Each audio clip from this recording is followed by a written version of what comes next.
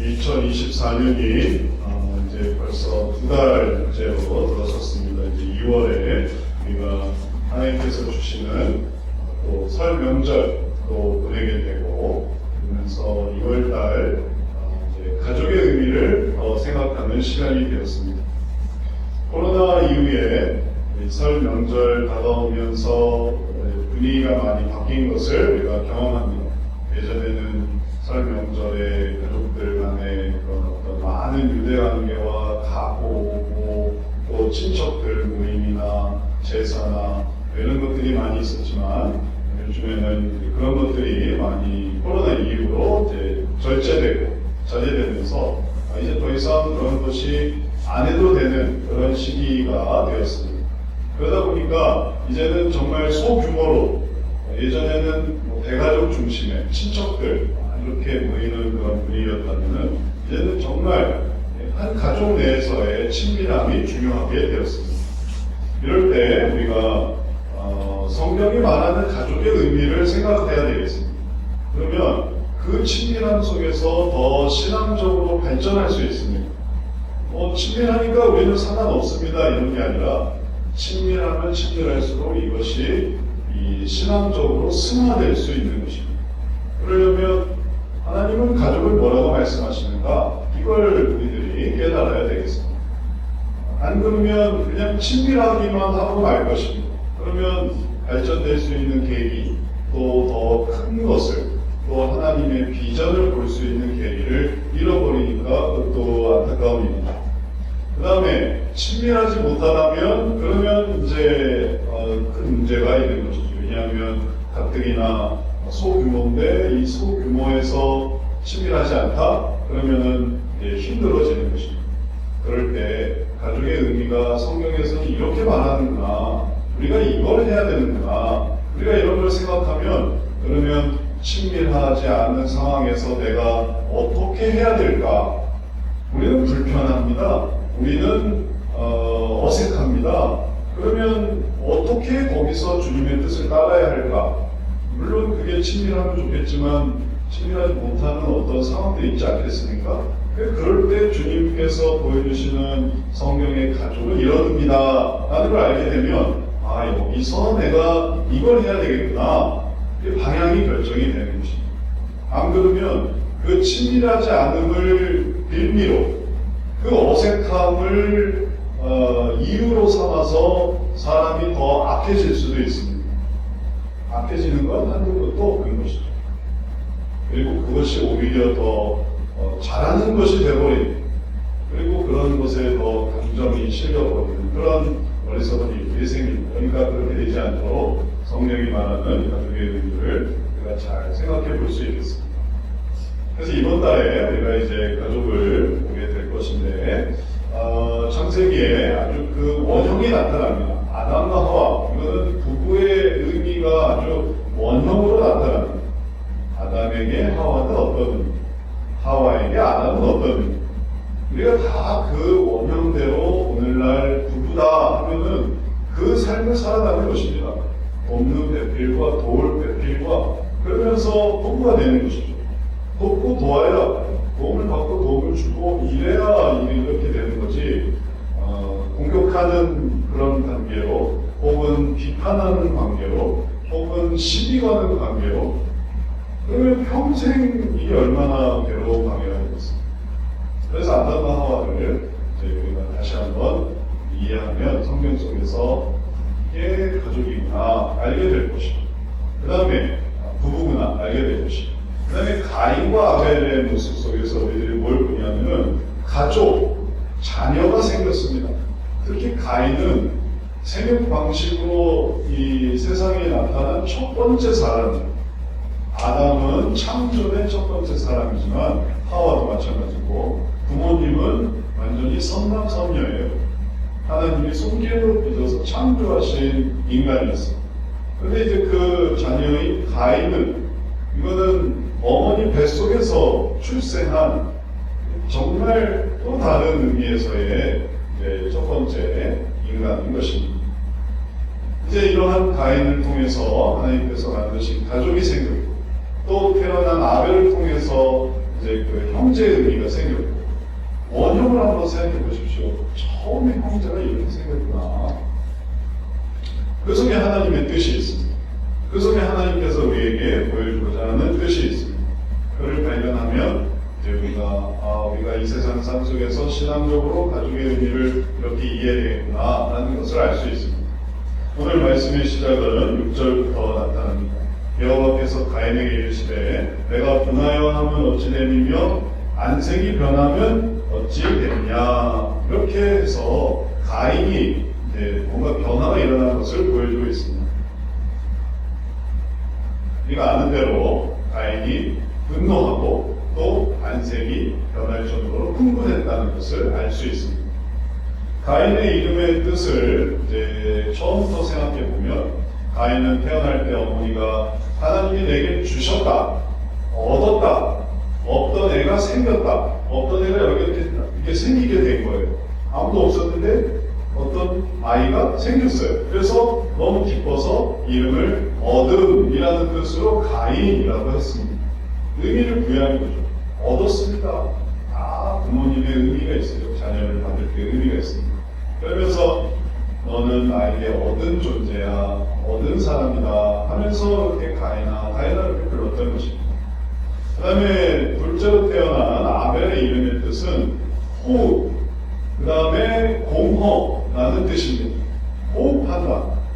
그리고 또 그걸 통해서 보이지 않는 그 공허함을 바라본다. 그래서 영적인 의미도 있습니다.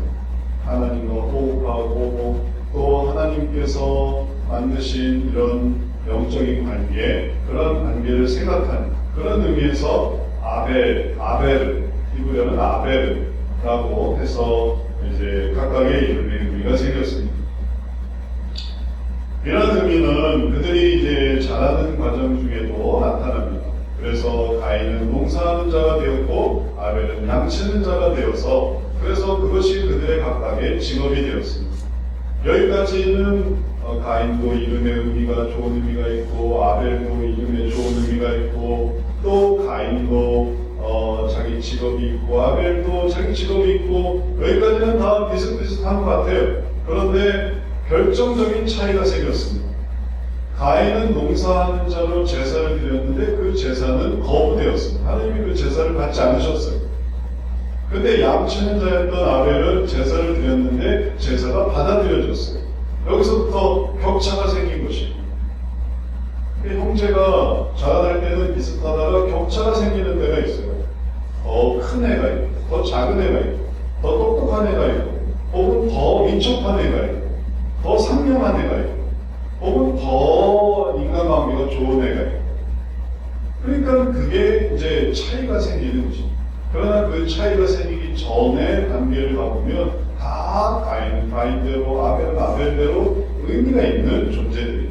그래서 그런 의미로서 하나님께서 기쁨을 나누고 또 서로 돕고, 그리고 하나님 안에서 선을 행하면서 가족들에게 선을 행하면서 살아가는 일원이 되게 하신 것입니다.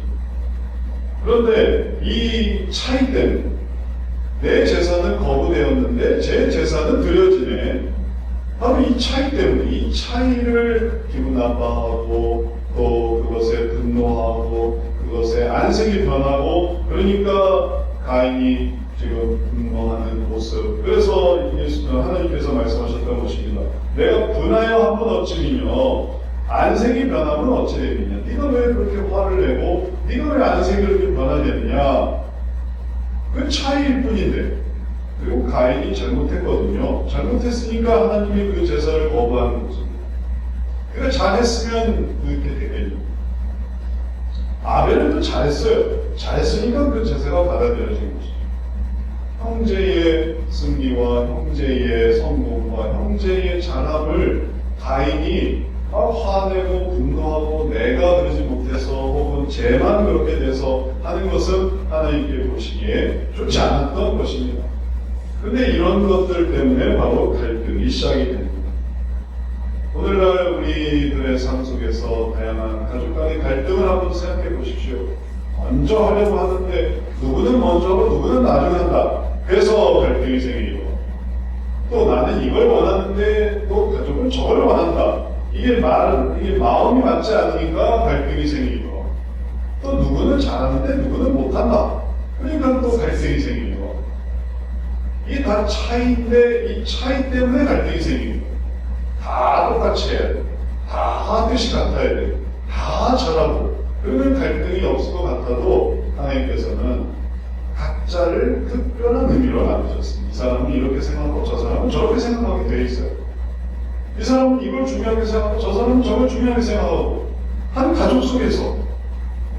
근데 그걸 용납하지 않고 이걸 왜 이렇게 생각하니 저걸 왜 저렇게 생각하니 너는 왜 이거밖에 못하니 너는 왜 이렇게 안 되니 너는 왜 이게 내 마음대로 안 되니 이렇게 하니까 이제 가족의 갈등이 생기는 형제 간에 자매 간에 오누이 간에 그렇게 해서 갈등이 생겨서 그런 갈등이 커지고 커지다 보면 이제 안 좋은 일이 생겨나는 것이죠.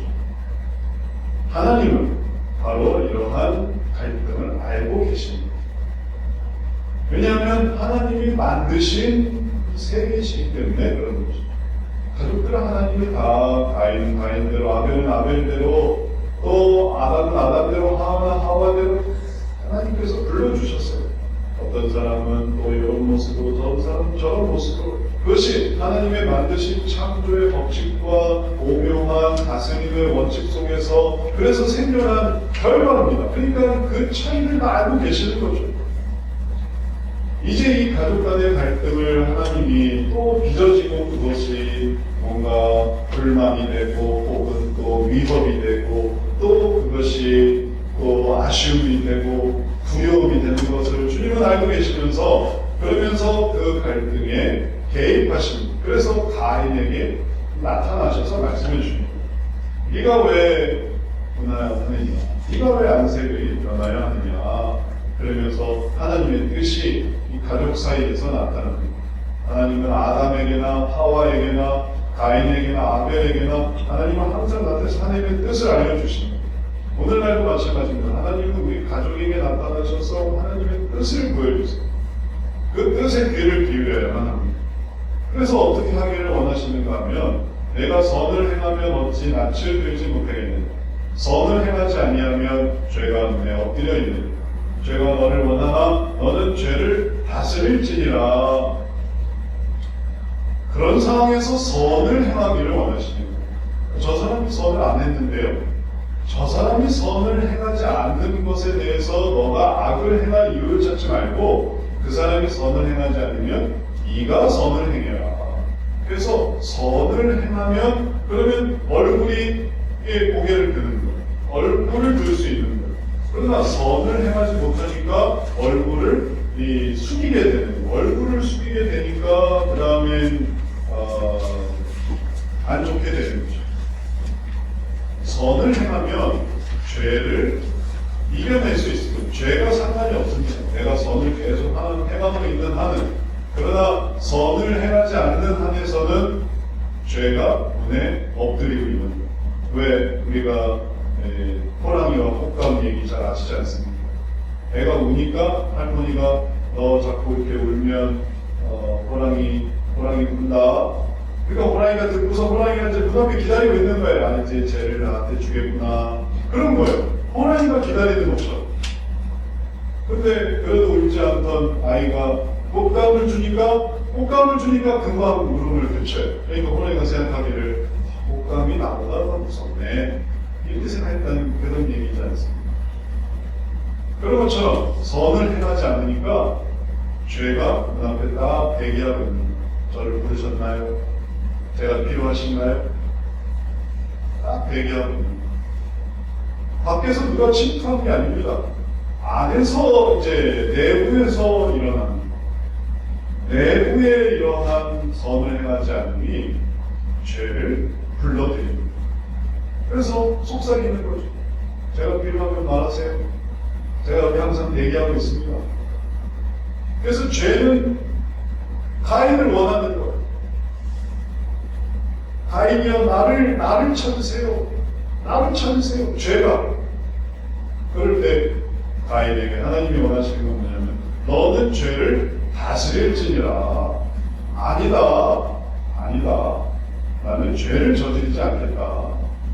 갈등이 있을 수 있죠. 그러나 갈등 속에서 죄를 저지르는 것과 저지르지 않는 것은 큰 차이가 납니다. 내가 죄를 저지르지 않아야지. 그러기를 주님은 원하십니다. 선을 행해서 내가 낯을 들어야지.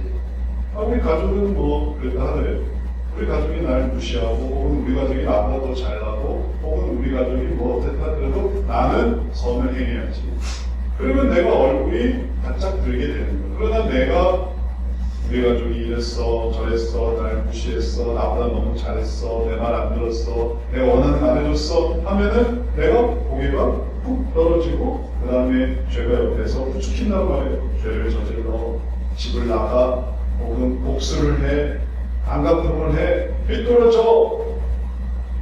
그걸 다스려서 아니야 내가 지금 조금 기분이 나쁜 것뿐인데 내가 그러고 싶지는 않아 하면 그러면 이제 선을 행할 그게 이제 중립의 상태거든요. 중립을 유지하면 그럼 나중에 기회가 되면 다시 선을 행할 수 있는 거죠. 여기서 악으로 가지 않는 게 중요한 거예요. 죄를 다스리는 게 중요한 것입니다. 죄를 몰아내고 난 너가 필요 없어 라고 하는 게 중요한 거예요. 하나님께서 우리에게 원하시는 것이 가족 속에서 그렇게 하면서 뭐가 되냐면은 승화가 일어나고 성장이 일어나는 거예요. 성숙이 일어나는 것입니다. 아이에게 최대의 괴로움이 뭔가 하니까 잔소리예요. 잔소리 안 듣고 싶어요. 잔소리 듣느니 차라리 죽고 싶어요. 초등학생의 고민이에요. 어떻게 하면 잔소리를 듣지 않을 수 있을까요? 잔소리 듣느니 차라리 죽고 싶어요.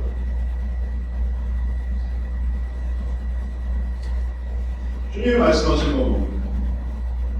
죄가 너를 원하나 너는 죄를 다스릴지니라. 그러면 내가 죽을 수는 없고 죄는 다스려야 되고 그럼 내가 뭐가 되겠냐면 그 잔소리를 따라야만 하는 거죠. 밥을 먹으라면 밥을 먹고 일어나라면 일어나고 학교를 가라면 학교를 가고 근데 학교를 안 가요. 밥을 안 먹어요. 일어나질 않아요. 그래서 잔소리를 하는데 게임을 하지 말라고 하면 그게 또 잔소리가 돼요. 근데 게임을 하지 말라면 게임을 하지 말라고 해서 또 악을 행하고 공부하라고 해서 또 악을 행하고 일어나라고 하면 일어나라고 해서 악을 행하고 그러니 명절에 내가 하고 싶은 걸 다 하겠다라고 한다면 얼마나 이게 갈등의 시작이 되겠어요. 명절에 나를 내버려 두세요. 내가 원하는 게임도 하고 원하는 잠도 자고 원하는 걸 다 할 수 있게 해주세요. 근데 그걸 못하게 하니까 얼마나 열받았어요. 그러나 하나님이 말씀하시는 것은 거기서 죄를 다스리는 게 중요한 것입니다. 그러면 악의 방향이 막히니까 그 다음 갈 방향은 뭐겠어요? 그럼 이제 선을 향할 방향이 생기는 거예요. 네, 잘 내가 말씀대로 공부를 하자. 말씀대로 일어나자. 말씀대로 밥을 먹자. 그러면 그게 선이니까 그게 또 좋은 결과가 나올 수 있는데 그러지 않고 그것에 악의 죄를 다스리지 못하면 그 방향으로 문이 활짝 열리면서 그러면서 이제 뭔 짓을 할지 모르게 되는 거예요. 그러니까 가족은 그걸 배워나가는 학습 공동체입니다. 그걸 배워나가. 가족만이 그걸 할 수 있어요. 함께 사니까 24시간. 가인과 아벨이 같이 살고 있으니까 그러니까 그걸 배워나가는 시간이 되었던 것입니다. 이렇게 해서 가족들 사이에서 죄를 다스리면 그러면 사회에 나가서도 죄를 다스릴 수 있어요. 결국은 다 이게 가족들 가운데서 죄를 못 다스리니까 밖에 나가면 비슷한 사람에게도 또 죄를 못 다스리는 거예요. 가족들 사이에서 그렇게 할 수 있었으면 밖에 나가서도 할 수 있지 않겠습니까? 그게 이제 예의 범절이라는 게 있고 밥상머리 교육이라는 게 있고 그래서 이렇게 해야 된다, 이건 이렇게 해야 된다, 이렇게 그걸 받아들이니까 그 다음에 밖에 나가서도 그렇게 하지 않겠습니까? 그래서 남한테 폐 안 끼치고 또 누구랑 또 원한을 사지 않고 그러면 그 사람은 집에 와서도 그런 거죠. 그런 거 용서하고 봐주고 또 넘어가고 그러니까 집안에서도 그렇게 되니까 밖에 나가서도 그런 건 용서하고 그런 건 또 봐주고 그러니까 사회에서도 죄를 다스리면서 살아갈 수 있는 집안에서 새는 바가지 나가서는 안 새겠냐 이런 속담도 있지 않습니까? 집안에서 새는 나가서도 새는 우리가 집안에 살 때 잘하게 되면 밖에 나가서도 그것을 잘하게 되고 그것은 하나님의 은혜와 축복으로 발전될 수 있는 것이죠.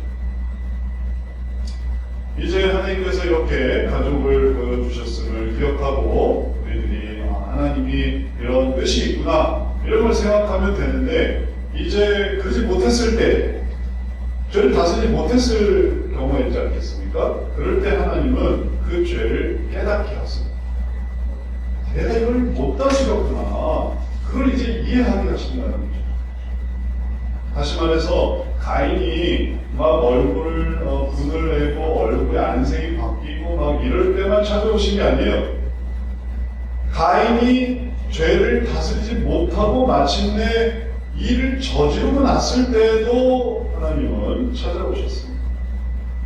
하나님은 그때도 다가오시는 분이세요. 가인이 결국 다스리지 못했습니다. 다스리지 못해서 무슨 일을 저질렀을까 하니까 가인이 그 많은 일 중에서 가인이 아벨을 감정 표현을 했다든지 혹은 아벨에게 불이익을 줬다든지 혹은 아벨을 괴롭혔다든지 많은 일들을 할 수 있었을 텐데 가인은 아벨에게 그냥 가장 안 좋은 일을 해버렸어요. 그것은 가인이 아벨을 죽인 것입니다. 가인이 그의 아우 아벨에게 말하고 그들이 들에 있을 때에 가인이 그의 아우 아벨을 쳐 죽이니라. 무슨 말을 했는지 모르겠어요. 가인이 그의 아우 아벨에게 말을 했어요. 뭔가 말을 했어요. 말을 해서 뭐라고 말을 했을까요? 제사를 드리지 말라고 말했을까요? 아니면은 앞으로는 내 눈에 띄지 말라고 했을까요? 모르겠어요. 뭔가 말을 한 다음에 그거를 해결이 안 됐는지 그들이 들에 있을 때에 가인이 그의 아우 아벨을 죽였습니다. 그래서 최초의 살인이 일어났어요.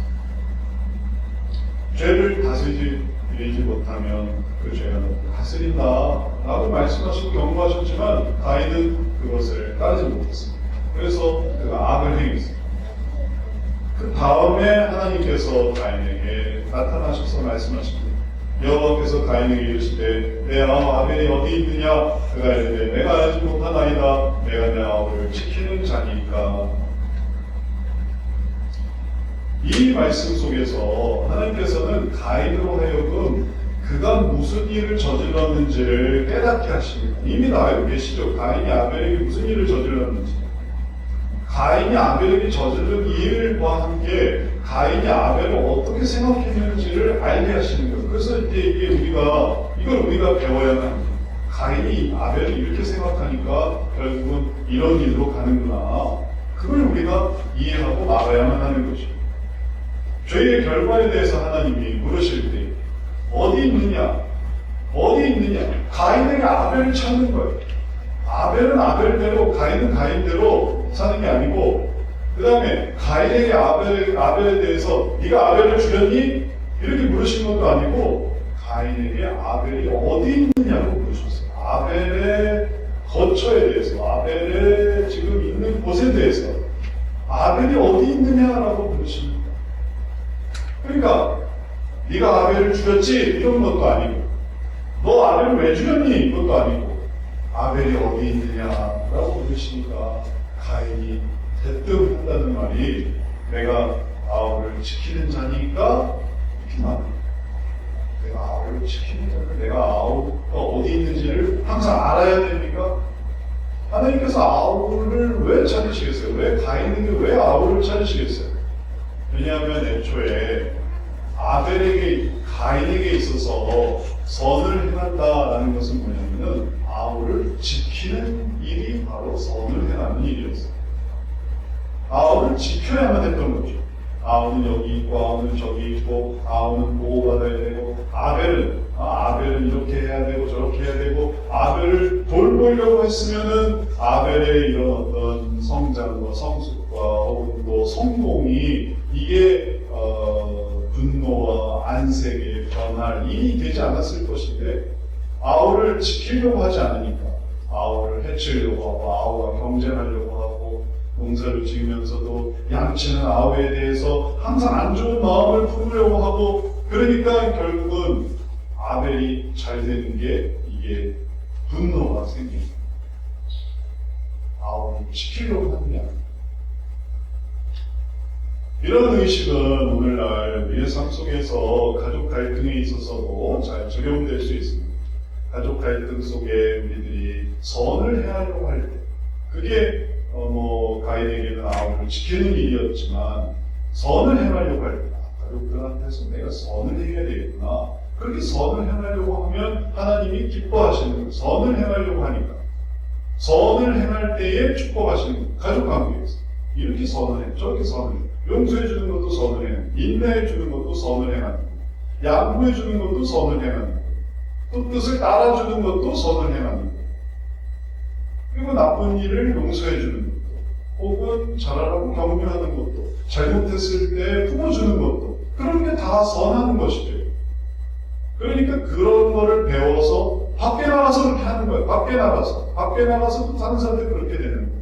못하는 사람을 격려하고, 잘하는 사람을 칭찬하고, 혹은 또 의견이 안 맞는 사람에게 맞춰주고, 그러면 가족들 사이에서도 그렇게 했던 것처럼 밖에 나가서도 그렇게 해서 선을 행하게 될 텐데, 안에서도 자기 뜻대로 다 하려고 하고, 안에서도 이렇게 해야 되고 저렇게 해야 되고, 나보다 잘나면 내가 참을 수가 없고, 나보다 빨리 가면 견딜 수가 없고, 나보다 똑똑하면 도저히 그런 상태를 내가 자존심 상해하고, 가족들에게서 그러니 밖에 나가서 그러니, 아니면 가족들은 괜찮은데 밖에 사람은 다르다라고 한다면 결국은 같다는 걸 알아야만 합니다.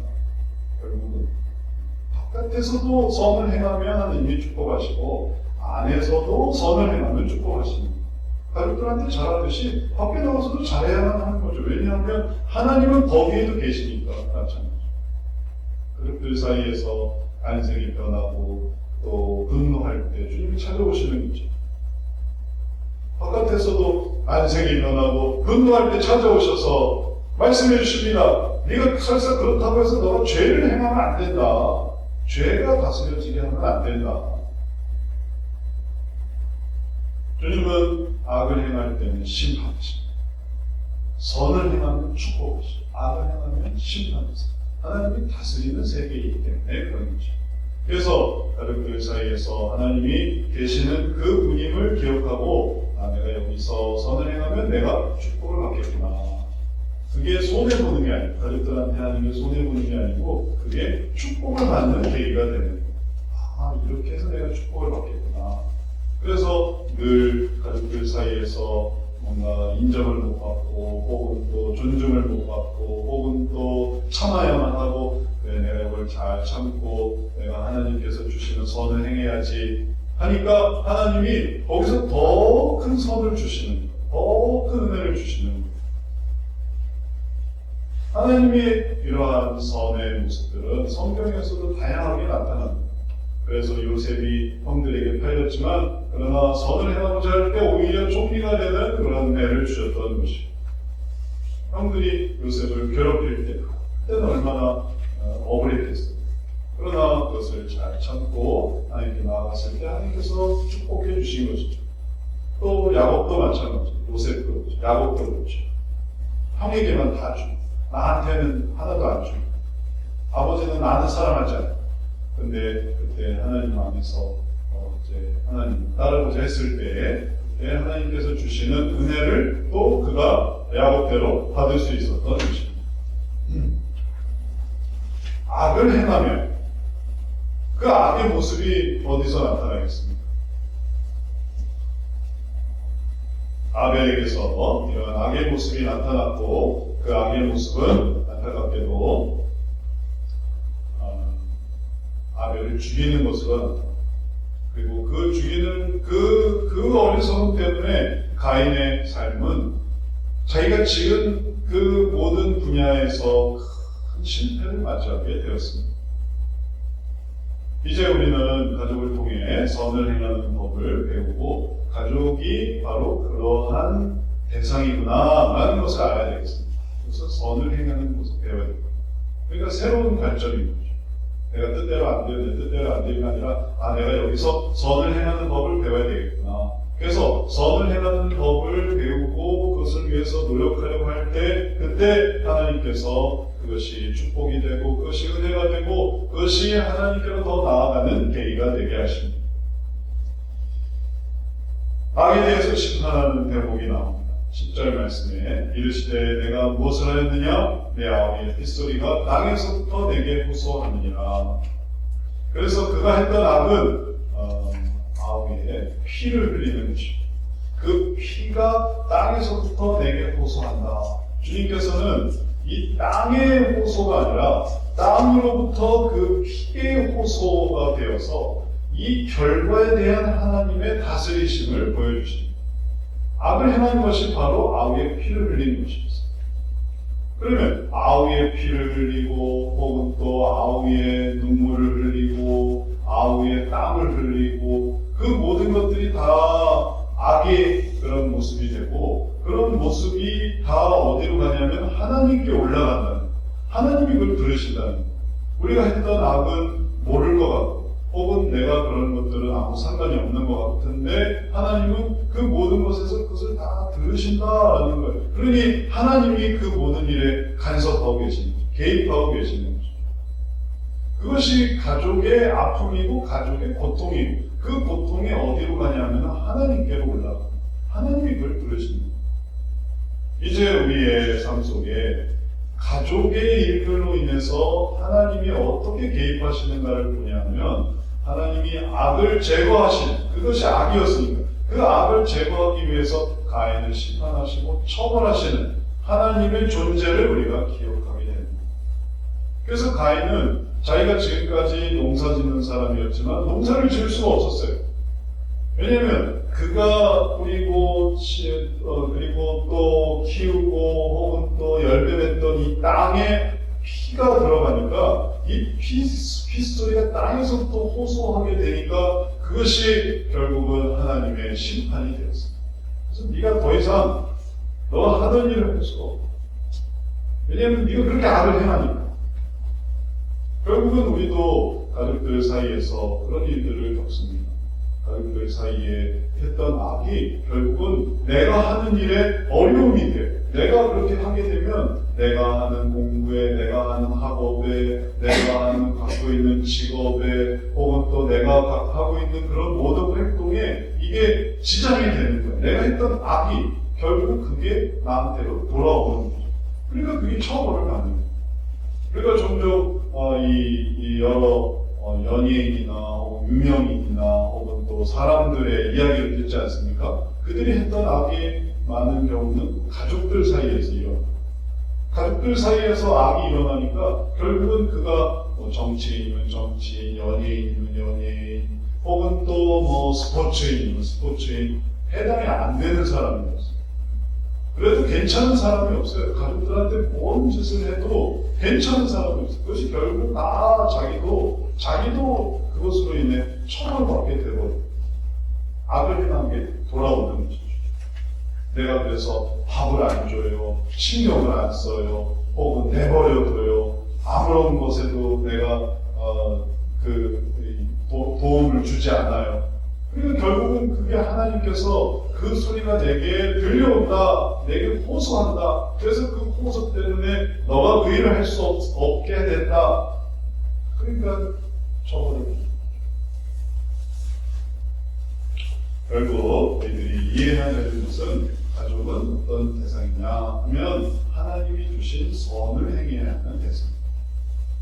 이게 중요합니다. 감정적인 이유가 다 있을 수 있죠. 하지만 선을 행해야 하는. 그래서 피를 흘리면 안 되고 또 그가 받아야 될 것을 줘야만 하고, 그러니까 말 안 듣는다고 밥을 안 준다 이러면 안 되는 거죠. 그러면 그건 악을 행하는 거죠. 기분 나빠서 이제는 뭐 뭘 안 한다? 그러면 그게 악을 행하는 거예요. 그럼 우리는 뭘 해야 되겠습니까? 우리는 선을 행해야만 하는 거죠. 그래서 원수가 배고플 때 뭐 맛있게 해라 라고 하는 게 그게 다 그런 말씀입니다.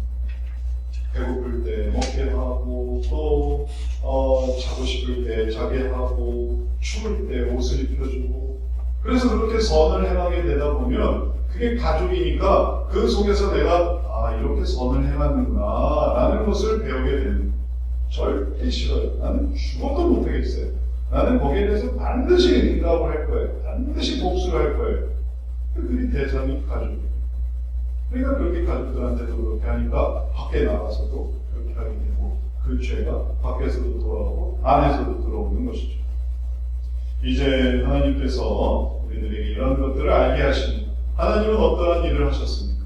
하나님은 우리들에게 다스려야 된다는 것을 말씀해 주셨습니다. 하나님 행하신 것을 보십시오. 가인에게 도대체 몇 번을 나타나시는 거예요. 얼굴 붉혔다고 나타나셔서 네가 죄를 다스려야 된다 라고 말씀해 주십니다. 그러니까 하나님을 기억하면서 내가 선을 넘지 말아야지. 악을 행할 때 그 이상을 가지 말아야지. 악을 행하지 말아야지. 선을 행하지 못할 때 위험하다는 것을 알고 거기서 잘 돌이켜야 되겠구나. 하나님을 생각하면서 돌이킵니다.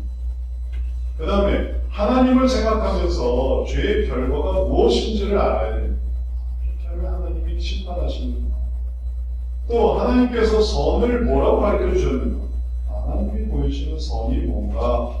그래서 악으로 가지 않고 선으로 가고 그리고 또 그 모든 일들 가운데서 하나님이 복 주시고 힘 주시고 하나님을 생각해야지 하니까 선을 유지할 수 있는 거지.